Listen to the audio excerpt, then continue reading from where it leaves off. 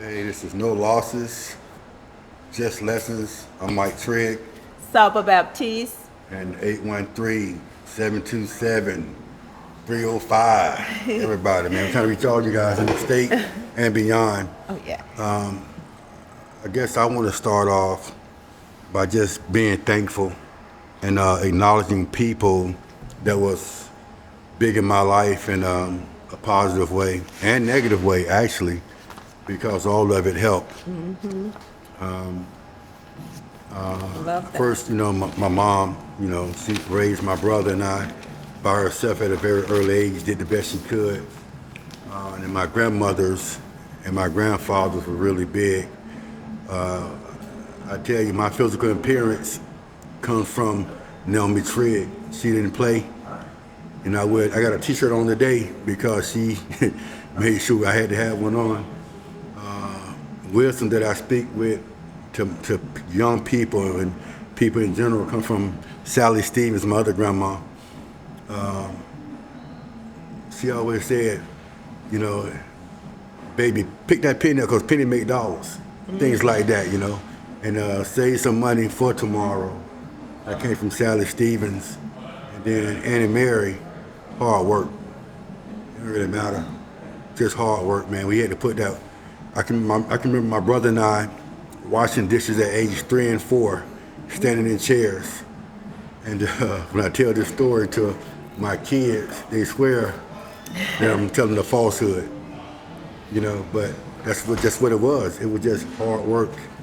We hung up probably about 15 loads of clothes on Saturday. We didn't have the traditional childhood on the Saturday where you get up, eat cereal, and watch cartoons. We was working at an early age.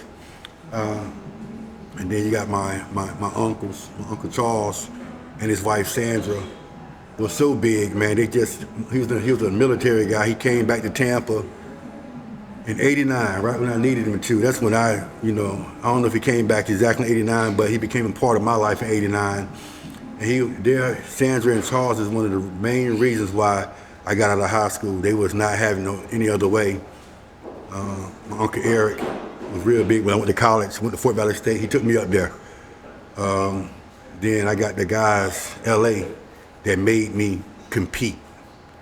Made me compete, playing sports, stuff like that. It's just a whole list of people. Mr. Giles, him and his wife. It's the funniest thing. Mr. Giles played for the Bucks. Jimmy Giles should be a Hall of Fame tight end.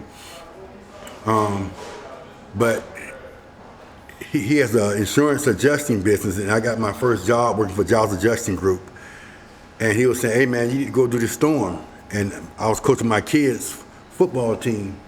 And Miss Giles, we was having a conversation. Jimmy said, man, you need to go out. I said, well, I'm trying to stay here, watch my kids play, coaching my kids. He said, you can't do nothing for them. Get your ass out here and make this money. And then Miss Giles said, well, no, Jimmy, he might value quality time and being there with his kids. So that right there, man, it was just it was a mother and a father, and their values were so different, but theirs was on one accord. They worked it out. Then you got the Besters in Tuscaloosa, Alabama. Man, these are some of the best people that I've ever met. Larry and Loretta, I dated their daughter, and they just took to me, man. And man, it was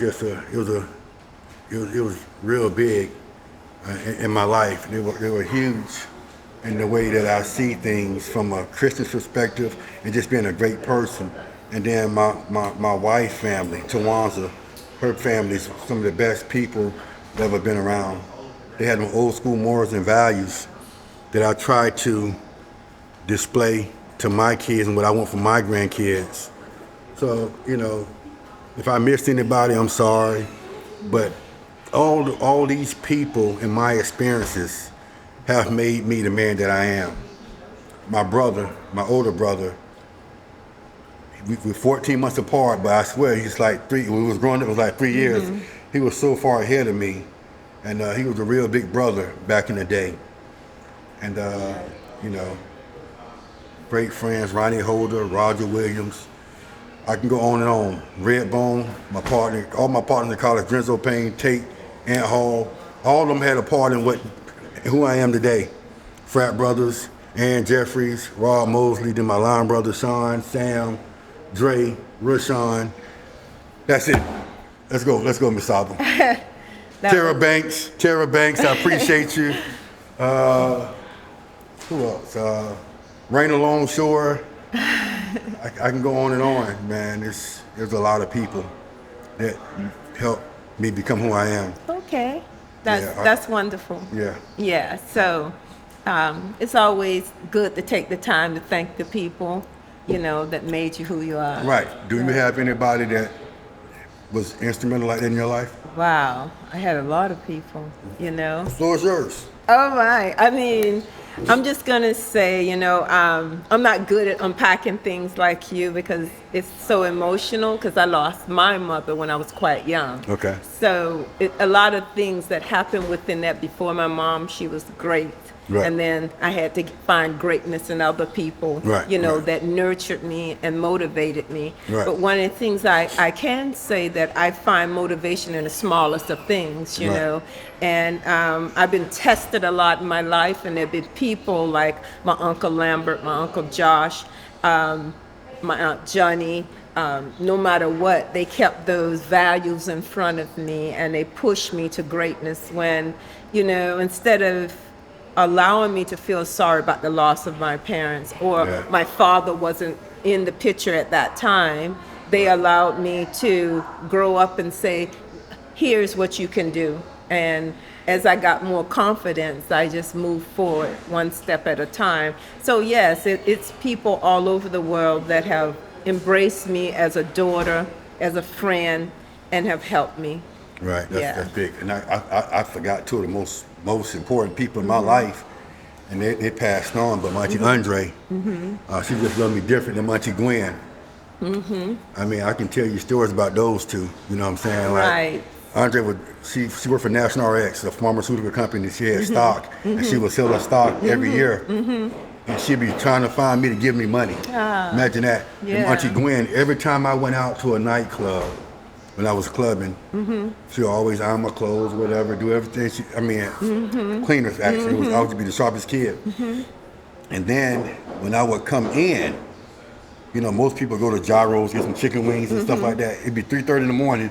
I'd call my Auntie Gwen and say, Gwen, me and Joe coming by the house. We got two girls. She said, what you want to eat? And she'll cook my chicken wings and french fries and tossed salad, watermelon cherry Kool-Aid. You know what I'm saying? It was just like, I mean, so people like that, man, I mean, she gave me that confidence that, you are him, way back then. So, that's it. Right. Yeah. So those intricate and special people will never leave your psyche, Right. Because everything you do, you think of them. And I think of my mom. One of the things that I think I did, I pursued my doctorate because of my mom. Oh, wow. Right. So that when I graduated, I honored my mom. Right. This was all her, that was for her, Right.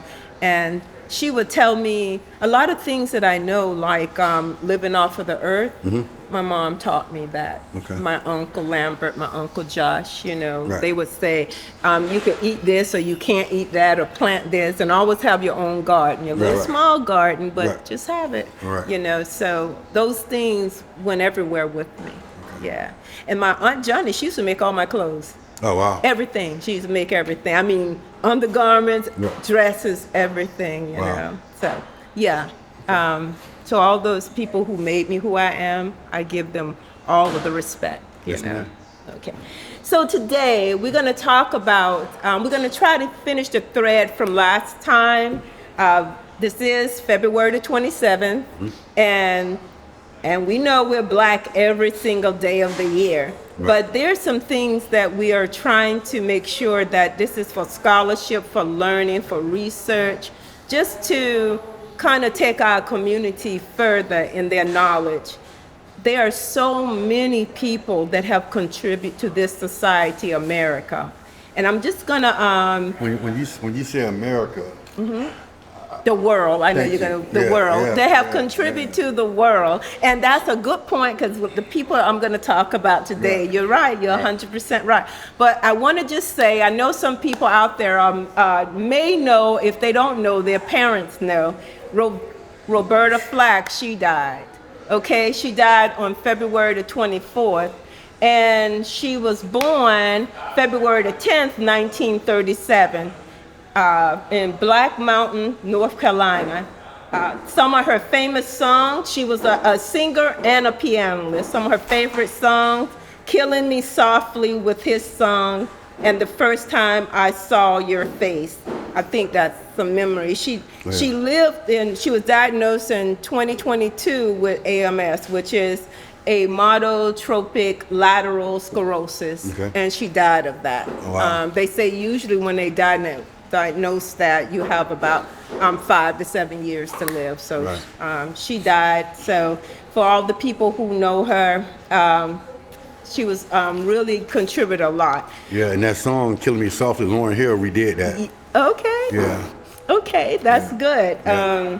So I'm going to move on to try to talk about some things that Black inventors. The reason why I'm staying away from entertainers or performers is that we're more than that. We pretty much know all the entertainers and performers that's doing today.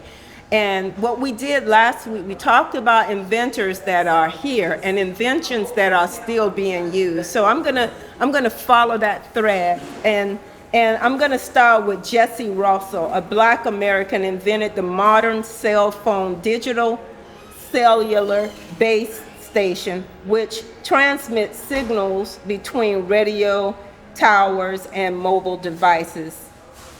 So that wasn't his only accomplishment, but that's what we're using today. He's the reason why we're able to use cell phones, because there was a signal that he had to capture in his brilliancy that allows us to connect the Right. basis of the cell phone. And another person, and these are names you don't hear about. You hear about all the other things, but these things are happening today inventions. Inventor Henry T. Sampson, Black American, best known for creating the world's very first cell phone using gamma electrical cells, and that was patented in 1971. That's recent. So every inventor that I have selected is what we're using today. Okay. You know, and then we're gonna go on to a Nigerian, Philip Egonwale, might not be saying it correctly, but Right.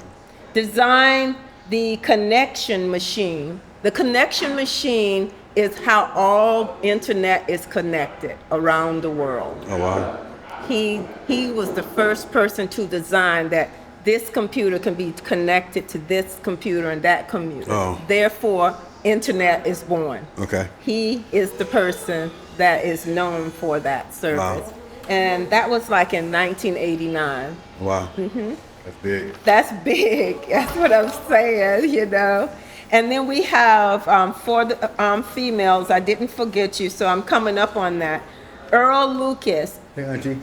an industrial design engineer, expert in metal, was responsible for the redesign of 2010 Ford Taurus, the car that's everybody see, isn't that a car? Yeah. Yeah. He was the designer of that. So when we tell our children to buy a car, we can also tell them they can design a car. Wow. And this is how he did it. He was the design engineer for the Ford Taurus. And then we have Ralph Giles, a design engineer. He styled the 2005 Chrysler 300.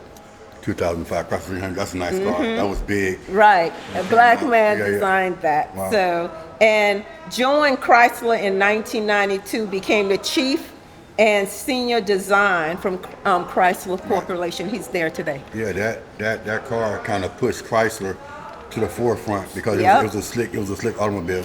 Ralph Giles. Right. So you can do research on these, and when you're your children or your grandchildren ask about who is out there you want to talk about, you don't have to give them the traditional names. You can give them some new names, right? That actually can help motivate them for what they might want to do in the future. These people are alive today.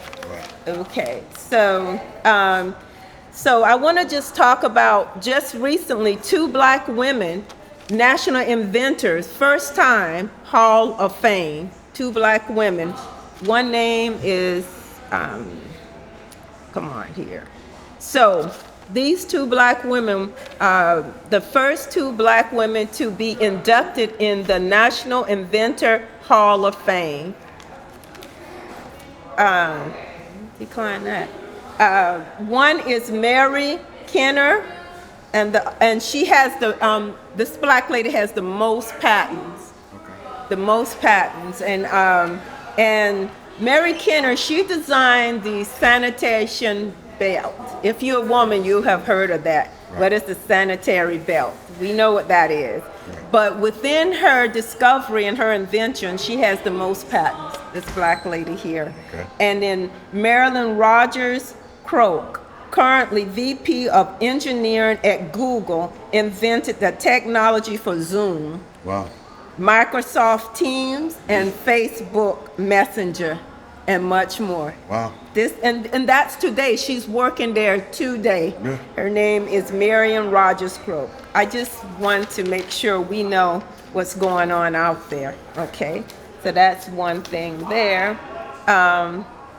So I'm going to transition into black businesses. Okay. Okay. So you want to say something about these inventions? No, I mean, I just didn't know. Right. You know what I'm saying? So like, especially like with the Zoom and the Facebook and the Messenger. You know what I'm saying? That's That's big. That's worldwide. That's how you communicate. Right. You know what I'm saying? Yeah, that is big. Right, and that's who we are. That's what we continue to contribute to the world. I wasn't with Philip.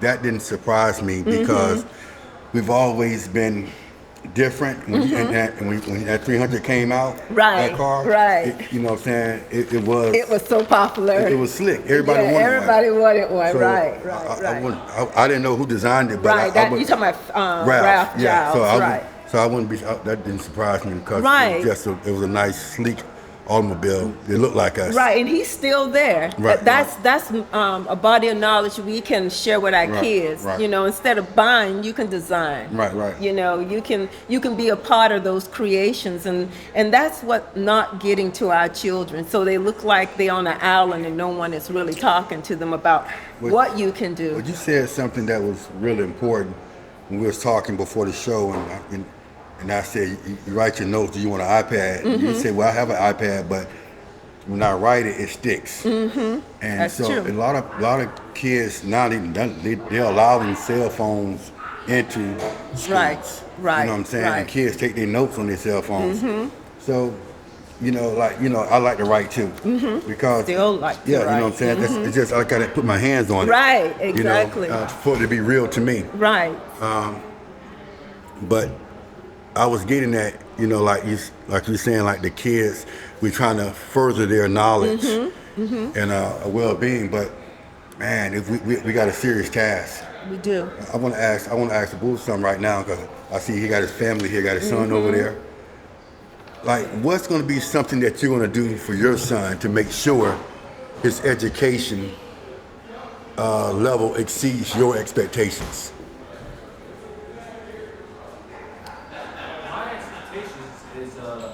Have a growth mindset, just to always be trying, and that what might look like a failure is just a step in the right direction. Right. So that's my expectation. Okay. But I'm on the podcast. I'm on the podcast. Just make sure the opportunity is there. If he wants to learn something interesting, son, I'll help him find a way to get access to that thing. Right. Or just basically try new things. Right. So that's a great answer, but I can just remember with Mike, man, I wanted him to know about us, my culture, where I come from, the things that his great grandparents went through. So he'll have a wealth of knowledge, and I didn't allow him to. I didn't allow him to do it. I was there for him. You know what I'm saying? So we'll watch. We get on the computer. I pull up all these everything, Black history, this and that, whatever, just for him to understand, to see Medgar Evers, Malcolm X, Marcus Garvey. Wow. You know, but I can tell you this: any battle that he had as a father, I was there. I fought it. And I think Mike kind of struggled a little bit when he was in college, his first, at night at USC, but at Ole Miss, because I wasn't there. You know what I'm saying? I could have just said, well, Mike, how you going to handle it? That's what I should have said when it was the senior year in high school. How you going to handle that? Instead of me, as a father, hey, no, that's not going to work for my son. You know what I'm saying? So if I can tell anybody that, you know, that's what it'll be. You know, when they get a certain age, you know, you gotta take your hands off. And I don't know how I got from where was that to that. Yeah, that's good. You know what I'm saying? But as a father, you know what I'm saying, your job is not to let your kids fail. You know what I'm saying? That's your job. We're gonna win. You know, and sometimes you gotta redirect differently, but it gotta be done with love. And if they find out that you love them, they might not do it in the rate that you want to do it, but it's be their journey, and they'll get to the end goal. Another thing too, movies. You said you didn't want to do entertainers or athletes, anything like that. Oh, that's fine. No. I'm with you. This movie, 12 Years of Slavery, one of my favorite movies, because 12 Years of Slavery, it was this businessman from New York. This dude was sharp, bro.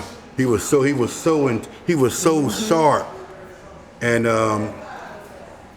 two white guys befriended him and told him they got a deal for him. He went out, got drunk, he woke up in chains. His neighbor, Brad Pitt, played this guy. He was a Canadian in the movie, and he told Brad Pitt of his long suffering. I'm a free man. I'm from New York. If I write this letter, would you send this letter to this man, Mr. Parker? Mr. Parker came and got him from the plantation. And the reason why he came and got him, it wasn't because he was an athlete or he was or an entertainer. Brilliant. He was a brilliant. See, and that's when I realized white people, they respect people they respect people. Some. Majority, they have a brain.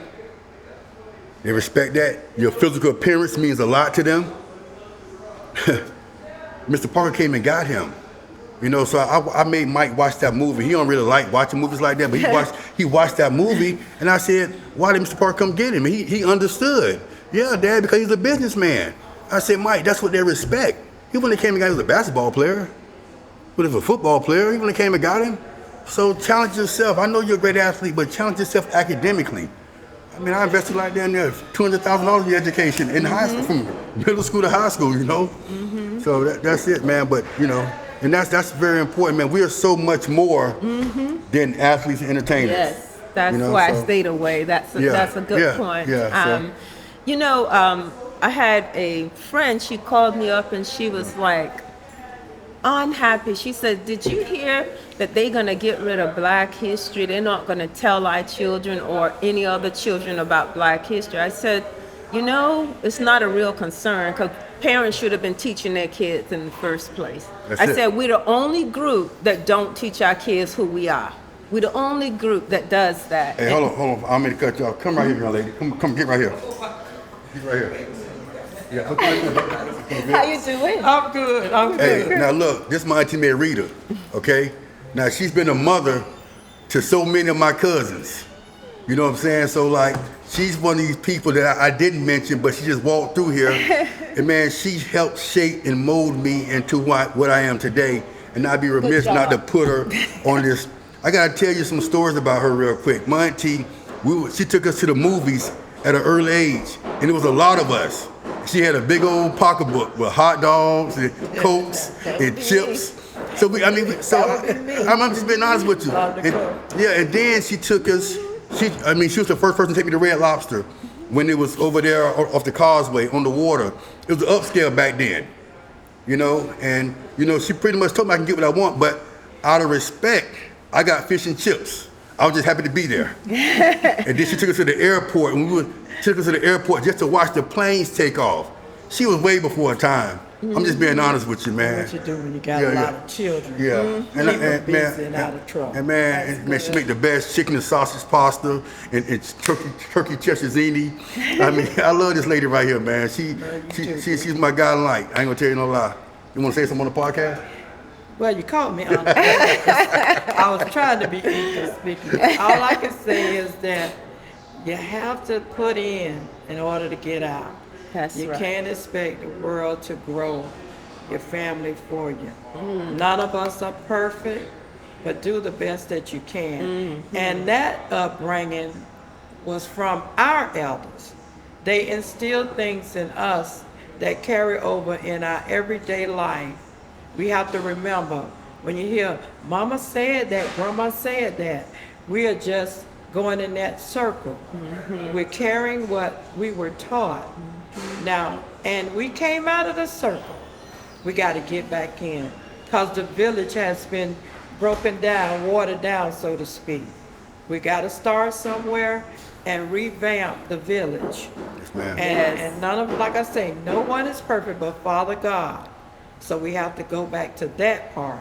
Yes. And once we do that, our men, our young women, our children, and our families will come back together. That's all I can say. Well y'all. said. Beautiful. Auntie. Love you, boo. Well Love you said. too. Take care. Yes, ma'am. Have a good day. Right. That was beautiful because that's exactly what I was talking about. Right. You know, we have to step in there. Why do we always go after the school district when they don't teach our kids who they are? Yeah, but I don't understand that, because I've always taught my kids and the mothers of my children. I've been truly blessed, man. I'm just being honest with you. Everybody's college educated, you know, to some sort, you know, and man, they love us first as a culture, and they put that in my kids in my absence if I wasn't there. Right. So I mean, And like, that's protecting the culture. exactly. So like, And growing I can it. tell you right now, you know, with Taisha Matthews, I have 4 kids from her, and man, I mean, we had a strained relationship, but my kids didn't. You know what I'm saying? They understood where we came from and what the objective and what the end goal was, and that's coming from her and her mom. Right. You know, then you got Sherika. Sherika's highly educated. That's Shane's mom. And, you know, she was, man, that was my high school sweetheart. And Sherika, man, when we had Shane, man, she's a great mom. I'm being honest with you. She would cut his grapes in half out of fear he might choke. You hear that? Cut his grapes in half. Oh, I'm like And that. she read to him. Shane had extended vocabulary as a boy. I was being in college, and at 2 years old, we could have a real conversation based on his mom reading and teaching him, you know. And then you got, you know, Mike, you know what I'm saying? I was there with, you know, I cut the cord, and I've been with him ever since. So I put a lot into that one. And then, you know, you got Snuggie with LaFay, you know what I'm saying? Hell of an athlete, hell of a business-minded person, works at the CDC. She's just well-connected, got great resources, and once again, she cares about us. You know what I'm saying? Then you got Jessica, then you got Mika. You know, I'm just being honest with you, I'm just naming my baby mamas, but they're all educated. Great. And they put great things into my kids. Great. So if you're gonna have some kids, man, like, you know, I agree. you gotta have somebody on the other side, like, you know, you gotta have a brain, first of all. Can't just look good, you gotta have a brain. And, you know, me personally, I deal with athletes. You know, I'm an athlete, we're compatible, and my kids benefited greatly from that. And the right kind of athlete is also concerned about their mind and their body, and Right. that was to your benefit when Right. you had children with them. Yeah, that's a great thing. And you know, the panic and everything they were talking about, because they had a big community meeting about that. it didn't just happen. I don't know where we've been. They never taught our children. I was part of the African American curriculum. I was the chair on that team. And we did all that work, but they never brought it into the classroom. So it's always been our job to teach our children. Yeah. It's always been. That lady that just left, she did not play about that. Right. I mean, she And did she not play. shouldn't, and I didn't Man. play. So, like, my auntie, like, when family members, like, you see homelessness, right? We didn't have homelessness in the community. Because family would take you in. Right. So my cousins, my mom, when I had hard times with my mom, I couldn't stay with my mom, I had to go down there. I had to stay down there, man. And I knew that I had a place at the table and in the room with Kenny Boom, her oldest son. You know what I'm saying? We had to share, we became roommates, you know? So, And something changed because our people always valued education. We Right, always right. pursued education. Well- And I don't know how much it changed, but when people say we can't do this because we don't have that, that was never. I remember, I'm sure you remember too, being young and your uncles and them, they were like the best builders or businessmen, Right, and they right. passed that on, and if you had to go to school to get a certificate, that's not a problem. You go get that, and Right. then you start your business. So we have always been innovators, Right. you know, and making do with whatever we had to collectively. And now, you know, I think that we bought into society instead of sticking to what worked for community, us. right. You know what I I'm agree saying? with that. We bought into society, and then and now it's like an overhaul that needs to be had. Right, and that's to the point that when we start talking about black businesses, when did that become a thing? We always had black businesses because that's how we survive. That's how Right. we thrive. So you know, I don't want to go back to Greenwood, Tulsa, Right, Oklahoma, right. but I mean, like that was black business what they had. Right, Oscarville, Georgia. right. That Right. was black business. You know what I'm Yes, saying? yes. So what we have is we have a business, but we don't own the building. Right. You know what I'm saying? Right, So at right. any given time, you know what I'm saying? Yeah, we got a functioning business there, and we support the community. The community kind of supports us. But if you don't own the land or the building, is it really? That's and back then that's what they did. They Right. owned the land, the Right, buildings, right. because they Right. purchased. Right. They purchased. They didn't get no land grant. They Right, went right. in and purchased the land. Right. They built the building and they opened up shop and Right. service to people. And Right. that's what we're missing. Right. You right. know. So we got. It's time, and you know, it's hard in Tampa because everything is being bought up. Yeah, it's already. congested, yeah. Right. But it's still some land that we got to get. We got to get it. You know what I'm saying? Yeah. And just make it. It won't. Our own version of a Black Wall Street. But Right. But you said something last time we was talking. We discussed it on the phone when you said that you want to talk about black supporting blacks. Right. And Saba, sometimes it's really hard. It is. If you watch the clientele that come here, it's probably the most diverse restaurant. It that is. You know what I'm saying? We have everybody come Right. here. And the reason why they come, Saba, because everybody is treated like family. Right. Right. You know? Right. So, like when Trump got in office this time, it was so much division in his heart. And I don't want to, you know what I'm saying? So it makes us want to grab and come close to my people. Nah, because what he's trying to do is he wants to have that mindset and divide us more from other people. You good dude. I got great friends. Adam Call. I mean, like, Adam Call was my high school point guard. I was at Fort Valley State, and I was in a pickle, serious situation. In the early 90s, I called him. I said, Adam, I need $1,500. He Western Union to me the next day. Anthony Prieto, we went to Southern Cal to watch Mike play. That was my high school shooting guard. Him and his family, his daughters, his wife. You know what I'm saying? Those are good friends. Right. You know what I'm saying? Dina and Desi, they were twins in my homeroom class at Gateway High School. Brandy Vega, Doreen. You know what I'm saying? They was good friends. You know, I had my sisters. I had Jill Briscoe, Angie Smith, Nicole Lasser, the McKinney sister, Boston Natia, Trina Brute. We had Trina Jacobs. We had but I'm just saying, I've always been able to get along with everybody. And when Trump came in, it makes us want to just grab and kind of protect each other, protect us. But when I look at the grand scheme of things, that's what he wanted us to do.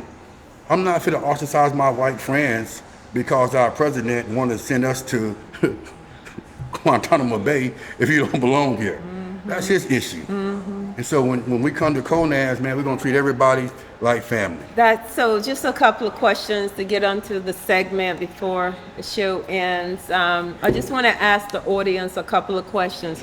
When was the last time you supported a black business? Should we become regular customers at black businesses? Question number 2. Could I answer that myself? Sure. So I can't say that. I support black business because it's a necessity to keep the doors open. But I shop where they have what I want. You know, and I do go out and try to find some black vendors that have the things that I want. You know, I make it a point to do that. Right. But you know, if they got it, and if it's black over here and it's white over here or green over here, and the price is better over here, it depends on what it is. I might take that price, depending on how my money is. Right. But I'm gonna try to keep if I spend $2 over here, I'm gonna spend $1 over here with myself, with us. You know what I'm saying? And that's what we gotta do. We gotta recycle that black dollar. Right, and that's the point, right? Right. Because every other group, they keep it in their community. Yeah. And so let me ask you a question real quick. How long does the black dollar stay in the community? I don't know how long, but it only exchanged hands one time. 60 seconds. Right, okay. So the third question, should we start a black business? And the reason why that question is important, I keep talking about the grocery stores, the meat stores. Remember, I was looking for a meat store just recently. Right. You shared that with me, right? And when I was looking for the meat store, I was online, and we used to be number 1 in having meat products, you know, way back when. So grocery stores, meat stores, and our health is at an all-time low, you know, with heart attacks and, you know, fresh vegetables not in our community, food deserts. So the question is bigger, though. Should we start a black business? That's a question to individuals, and looking at how we can keep that dollar in the community and take that money and build better schools, have better people teaching our kids, looking for... That's a great question. And to answer that question is, it's not should we start black businesses. We should, but we should have, for what you're really talking about, we should have a black school. Yeah, that's what I'm saying. You know, here's a point I want to make. That's why I said to teach our kids, right? Because one of the things with our kids constantly going out of the community, we have no control over what they're learning. And it is said that our children and other kids, not just ours, but we got to think about our kids. They're not learning to read. They're not going to school ready to read, and when they get to school, they're not being taught to read. So that means that the answer is not telling the district. The answer is building our own schools, and there's ways to do that, but we got to have money. So this is really how do all valuable communities have their own school. Right. Okay. They have their own schools. Okay, so this is what happens. The kids not ready to read when they go to school. Simple. Parents not doing their job, first of all. Okay. Yeah, we know that. We talked about that. Now you're talking about the opposite race. You're talking about Carrollwood, where I went to high school at, or Bloomingdale, or Brandon in my area. Community, or South Tampa plant. Any community, Okay, community. So what you're talking about is you're talking about a community where you got 5 stay-at-home moms, and their kids still go to the daycare, and the moms volunteer and have a reading group at the daycare. Okay, so it's not hard to fix. So you got to have a daycare that's a feeder program for this particular school. At the daycare in Carrollwood, they're actually doing lessons, reading. writing, shapes, sounds. Yes. You good? How you doing? Pretty good. So that's what it is. So in the daycares in my community, sad to say, they give a kid a paper, one crayon. I'm just being honest with you. So how you gonna learn that? You know, it's not all of them, but it's a lot of them that do that. So they came with VPK. VPK was great when it first came out at High. Miss George, Miss Taylor, they did a hell of a job. Miss Purdue, they did a great job getting those kids ready for first grade. And when they got in there, they were first grade ready. You know what I'm saying? But a lot of people, they use the VPK, they just want the money. But those three teachers I just named, Miss Taylor, Miss Purdue, and Miss George, were excellent. But you see the problem you just did. You only named 3 teachers, right? We need an army of really those 3 kind of teachers. We need an army of that. Okay, so but they're throwbacks. Those ladies are older. They that's what I'm understood. saying. I'm just saying the knowledge. Let the knowledge go forward. The train many, master trainer. Right. So what I'm saying is And you gotta care too. Yeah, you gotta care. Well, they care obviously. Right, that's why we need their mindset, right? We are not some people. Our kids. I'll give you an example, and it go way back to when Bill Gates gave this district here $100 million. Really gave them $80 million because they did so miserable, and he kept the last $20 million. Right. And the money was to help the disadvantaged kids, and $80 million was spent. Not one disadvantaged kid got in front of that teacher. Those teachers got in front of those disadvantaged children. I remember that. Right. So we already know they won't teach our kids, whether it's racism or classism. We know they won't teach our kids. And if you hold on. I'm sorry. Early education is critical. If we can get our kids ready from pre-K to 8th grade, you don't have to worry about them, because I know that's true, and they'll start learning. But we can't get that system right, and the public schools can't get that system right. So when people talk about black businesses, well, the future black businesses is in those classes that we got to educate those kids to get to. And 2 years ago, the governor stood on national television and said of all the low-income children, in first grade, only 27% of them passed the kindergarten test. Wow. So, and that's been statistics for like 10 years. Right. That's not a new statistic. So, and we haven't done anything. Black people haven't come and taken ownership of their kids yet, knowing that data. It's out there. Yeah, no one is out there, and they have, and so we're at a crisis where all of this great stuff we're talking about, our inventors, people like yourself, got your own business, Right. that is in danger of going away. That's in danger. Okay, so Saba. So the alarm is at the gate. It is. Okay, now. Been there. Okay, yeah. Okay, Saba. So how do we get our people, our parents, to educate their kids? Well, and there. So like this with me and you've always put the boxing gloves on. It's not politics. It's not the politicians.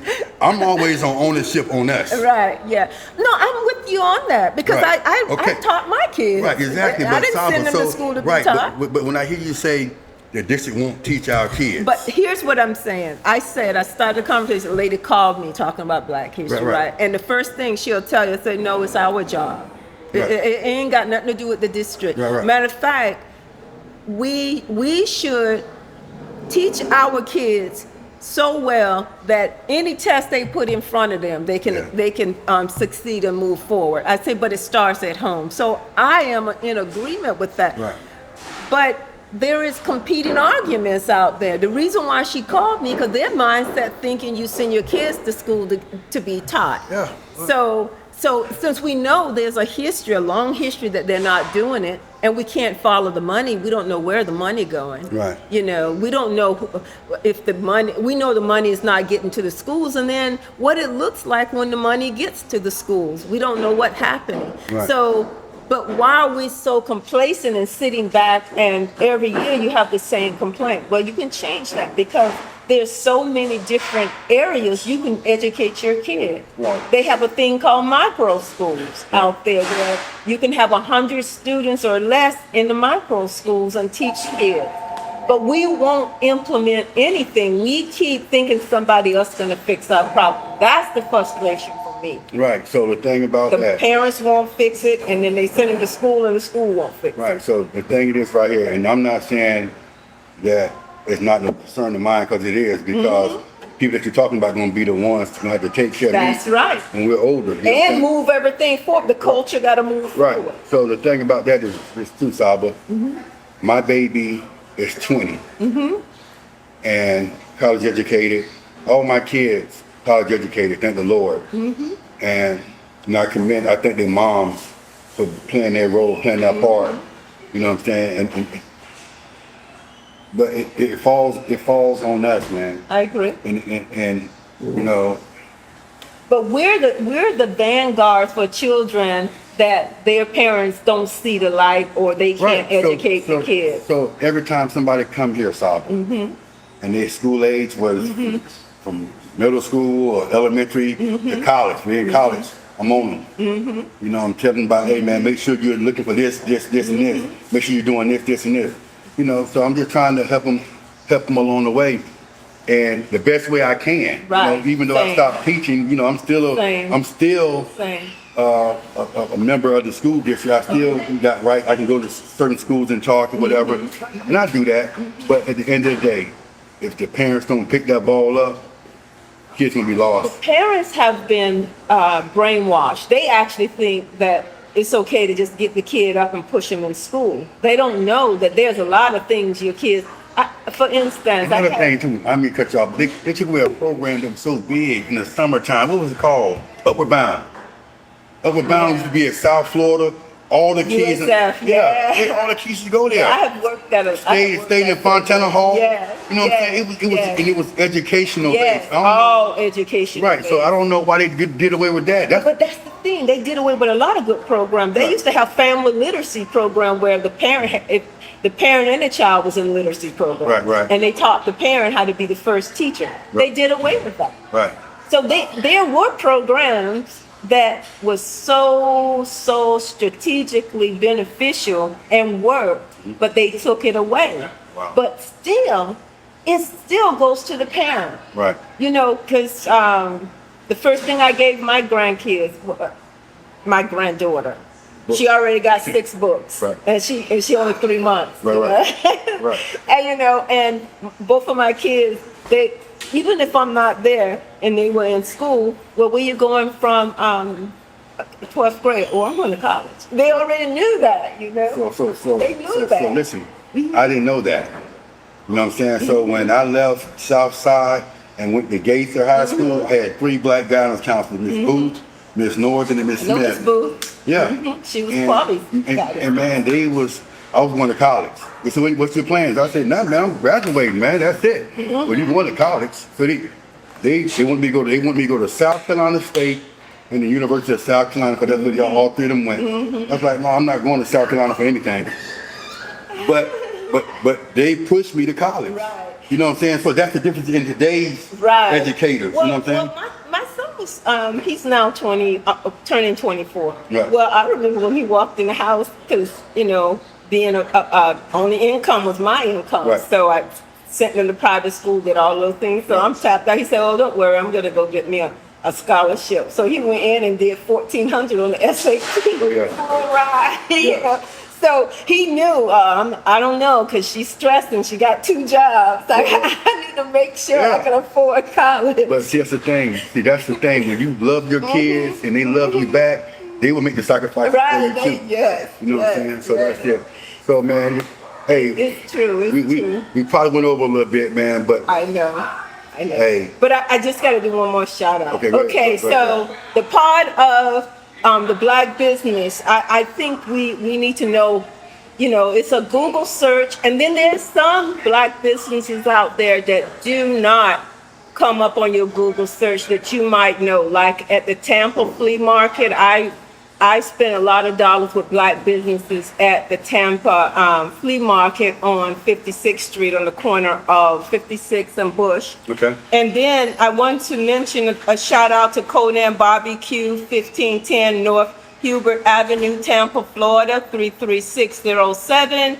That is a very well-known barbecue place that tell your friends and make sure they come and support the Black businesses. And we got a lot, so do a Google search and just remember, demand something, because not all of them are like Conan Barbecue. You need to ask them, what are you doing in the Black community? What do you have, a reading program or a reading group? How are you helping kids? And I think that's enough. Just make sure we talk about how we can help our community. So in closing, you know what I'm saying? Like, I appreciate Miss Saba giving me the shout out. But come here if you like barbecue. We cook fresh every day. And if you like it, come. And if you got another barbecue spot that you like, go there. I mean, I'm just being honest with you. I want you to spend your bucks where you're happy. And when you come here, my job is to ensure that you're happy, that you're treated well and you're respected, because we value those dollars, so those dollars help keep these doors open. All right, so look, we got to wrap it up. Hey, I love you guys. 813, always stand up. And remember this right here, you never get what you deserve, you get what you earn. Conan's Barbecue, Tampa, Florida. I'm out on the yo. Saba Baptiste, Grand Rising. See you the next time. Thank you.